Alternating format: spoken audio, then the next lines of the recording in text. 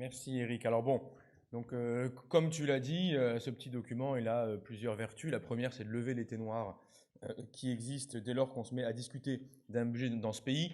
Deuxièmement, c'est aussi de penser l'ensemble des budgets à la fois de l'État et sociaux. C'est-à-dire ici, on ne fait pas de distinction PLF, PLFSS.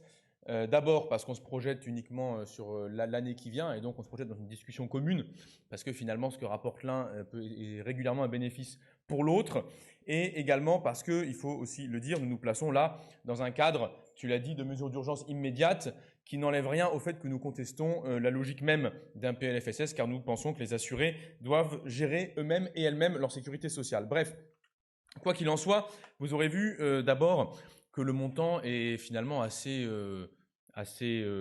modéré, puisqu'il s'agit d'une augmentation de 12% de l'ensemble des budgets, si on prenait PLF, PLFSS. Notre contre-budget, la mesure d'urgence pour répondre à tout ce qui est immédiatement nécessaire pour que la population puisse vivre dignement, c'est une hausse des budgets de 12%. Et si vous enlevez en plus les montants d'investissement, on tombe à 10%. On est vraiment dans quelque chose où on a fait beaucoup d'efforts pour ne pas être maximaliste, parce qu'évidemment, nous avons beaucoup d'autres idées.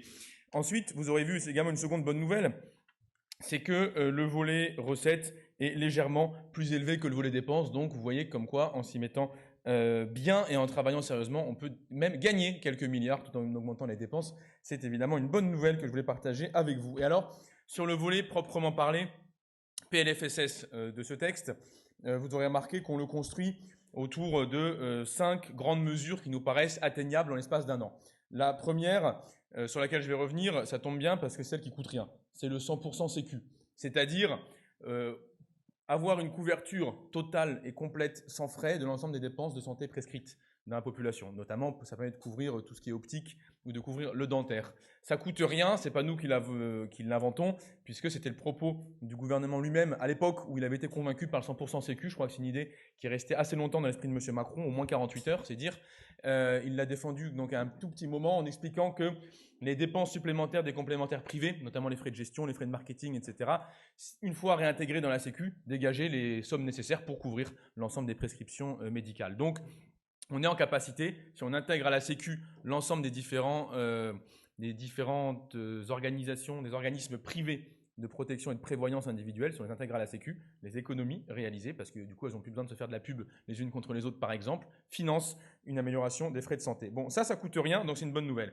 Ensuite, on a évidemment le rétablissement de la retraite à 60 ans et 40 annuités, qui peut être fait également assez rapidement, puisque là aussi, on a l'ensemble des fiches de paye de la population. On sait qu'une telle réforme, ça a été montré en 81, peut être réalisée en l'espace de quelques mois. Donc, elle figure évidemment à notre programme, même si on est très prudent. On a mis le coût maximum en l'année 2027. Donc, c'est ici en imaginant que tout le monde parte dès le début, dès le premier jour du départ possible. Mais il vaut mieux être prudent et conservateur sur ce type d'estimation. Nous instaurons également 2 types de services publics qui nous paraissent être une urgence fondamentale. D'abord, celui de la petite enfance. Pas l'espèce d'article 10 de Madame Berger dans le texte France Travail, un vrai service public de la petite enfance qui assure une prise en charge des plus petits par des agents et des agentes correctement payés avec un taux d'encadrement qui est lui aussi satisfaisant et l'absence de fonds privés lucratifs qui mettent la pression sur les salariés pour augmenter le nombre d'enfants par pièce jusqu'au moment où on les met en danger. Deuxième service public qui nous paraît important, c'est évidemment à l'autre extrémité de la pyramide des âges, le service public de la dépendance qui vise, quant à lui, à permettre à toutes et tous de garder sa dignité personnelle, quel que soit son âge. Et ainsi, en réunissant ces 2 services publics, on est sûr à la fois d'avoir un accueil dans la vie des tout-petits qui arrivent et également un maintien total de la dignité des plus âgés lorsqu'ils peuvent avoir des difficultés à s'organiser seuls, des difficultés à organiser leur autonomie au quotidien.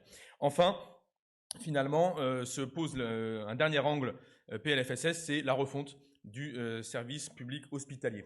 Ici, nous y mettons 13 milliards. Pourquoi? Parce que c'est l'addition, c'est le maximum qui peut être exigé, c'est l'addition des revendications de la Fédération hospitalière de France, des associations d'usagers, de l'intersyndicale. On sait qu'avec 13 milliards d'euros, on est en capacité et d'inclure tous les oubliés du Ségur et de maintenir le pouvoir d'achat des professionnels et de rattraper l'ensemble des coûts d'inflation depuis plusieurs années dans les hôpitaux et dans notamment les CHU. Donc il s'agit ici d'avoir une réouverture des lits qui ont été fermés et de faire en sorte que dans chaque hôpital, il y ait des réserves de médicaments qui soient abondées, qu'il n'y ait pas des fenêtres cassées, qu'il n'y ait pas des personnels qui font des heures sup gratuites, non rémunérées, et qu'il n'y ait pas des patientes et des patients qui sont obligés de partir trop tôt par rapport au diagnostic qui était posé uniquement à des raisons d'économie. Bref, avec ça, il nous semble qu'on est en capacité de garantir immédiatement plusieurs millions de nos compatriotes, plusieurs dizaines de millions de nos compatriotes face aux risques de la vie qui sont les risques les plus essentiels, celui des vulnérables, petits ou plus âgés, et celui de la santé individuelle lorsque, par malheur, la maladie peut frapper soi ou ses proches.